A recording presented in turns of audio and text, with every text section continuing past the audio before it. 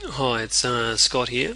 Look, I thought I'd do a quick video of the new features for the latest update to the Freight National Rate filter and update, rather than to try and explain each one of them in an email. So, yeah, this video is pretty quick, hopefully, and it'll give you a good run through of the new things that I've done.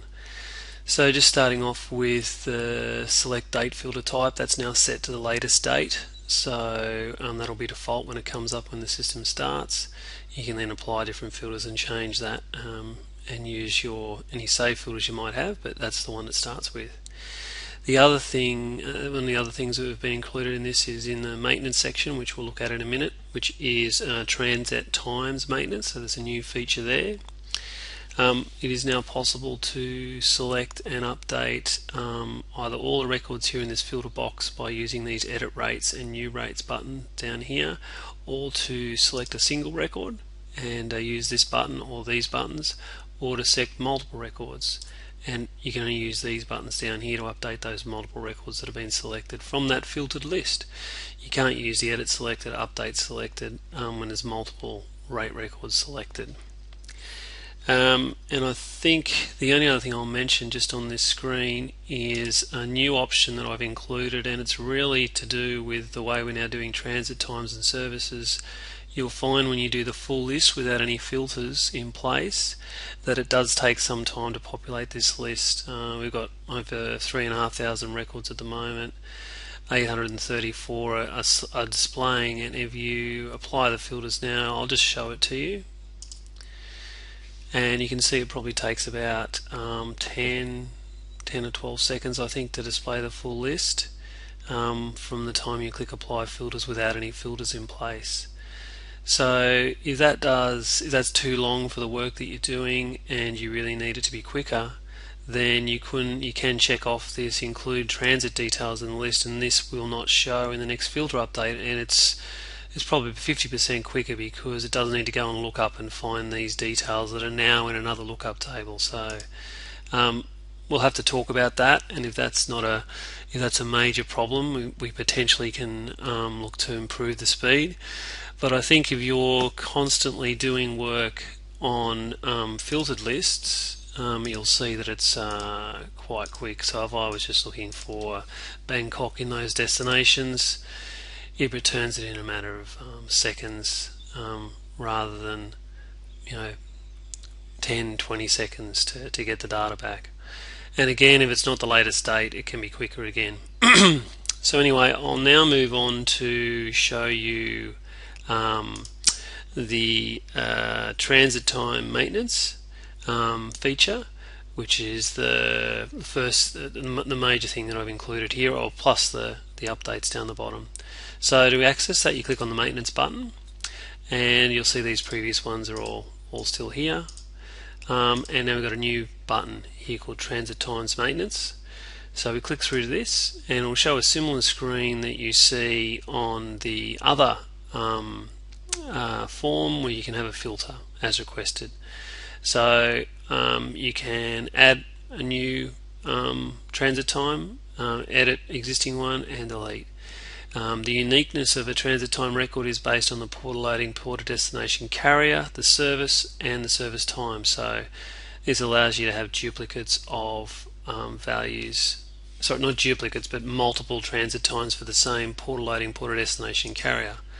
So let's just have a look at that so that we can see that in action. I will filter on Bangkok and Adelaide, and we can see there's actually two records. Now at the moment there is a transship service for Adelaide. I'm going to add another one here for 12 days,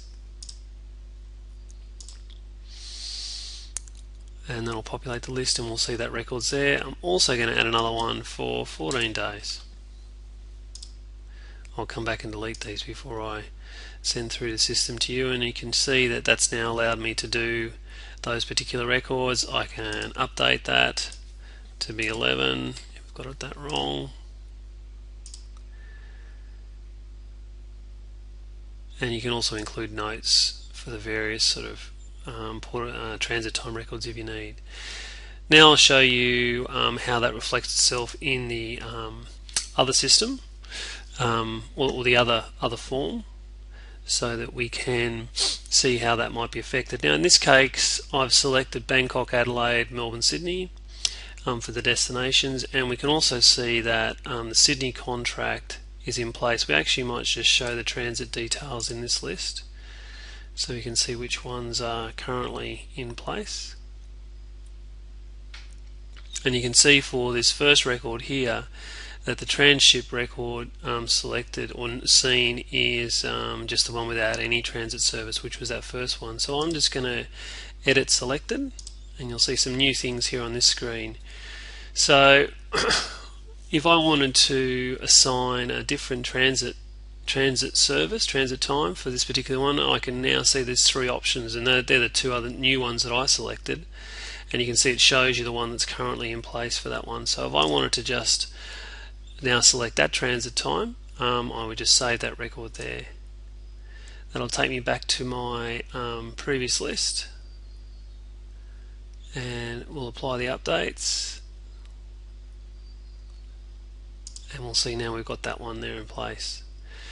So that's how you apply, I suppose, transship services now. And I'll just show you potentially what happens when you're trying to create a new one. It'll initially show no transit time or services until you select a valid set of values that will show transit time. In this case, there's no transit times for ANL, Adelaide and Bangkok, but there is 3 for Sydney, and there's none for Indonesia. There's none for the Malaysian contract. So basically you need to be able to select a transit service, which you don't necessarily need to have done. In this case, if we wanted to specify a record that had no transit service, that will still work. So I'll let you have a look at that and see if that's the feature you're expecting. Update selected still works as previously, so it will create a new record based on the record you've selected with the date set forward by 1 day, ready for you to modify. Okay, well, the next thing I'm going to show now is the multiple update approach. First of all, we've got this filtered set of records here, which I have 5. There's one singly selected, but I'm just going to remove that single selection now. I've got a total of 5 records in this filtered list.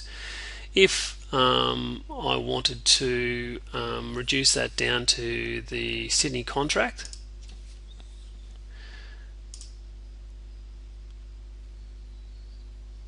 for ANL and those destinations, I now have only 3 records selected. Now if I wanted to update the 20-foot container to be 625 and the 40-foot container to be 1250, and I wanted to set the comments new rates, updated rates for the latest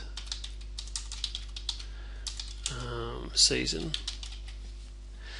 I can then just hit edit rates. In this case, it will update those 3 records. If I hit new rates, it would expect me to have start and end date here specified of where I wanted those new dates to go. So I'll just try edit rates here for now to show you that. So now, as I said, the rates have updated 3, and it's set the 20-foot container to 625, the 40-foot container to 1250, but it's left the 40-foot H container at 1200. It's going to update the rates for the latest season for the comments, and we didn't put a contract number in. Let's just watch that. And there we can see that that's what's happened. So if I hover over on it, you can see that comment's now in place for all 3 of those records. Alright, now let's try and you can also update dates for these particular ones, or you can create new rates. So if we were looking to create new rates for these records based on the existing set, we could either select one or we could select 2. So I'll just for this demo, I'll show you how that works. So I've got multi-rate record update enabled. So now if I at the same time I wanted to change this 40-foot container to be 1560, And I was going to set both of these records to go now from the 1st of January 2014. Let's go to that. And we're going to go for 3 months in 2014. Let's say to the 31st of March. And this was a new contract number, Sydney 7896, whatever. Now new rates. Now it's going to come up and say that you've specified the filter records are now going to be updated with the values supplied. We're going to check if there's any overlapping records. So this is an important check that happens in a number of places when we're doing things if dates have changed. It'll return back a screen, and you would have seen this screen before. If there are no overlapping records with the records selected, it's going to say, yep, we can create those. If it does find some overlapping ones here, it'll be reported down below. So if I hit confirm, we should get 2 new rate records created for those 2 selected Sydney contract records. And okay, it's reported there's 2 records have been added. We'll now redisplay that list. Oh no, in this case it looks like it's going to clear the filter completely, so it captures everything. So we'll go back and reapply that filter that we last used when this comes back.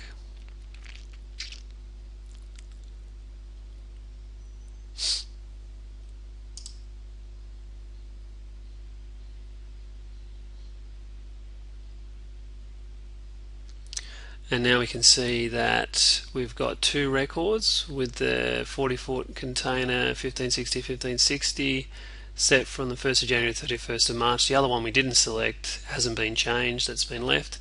And if I click on that, we should see that contract number there, which we do.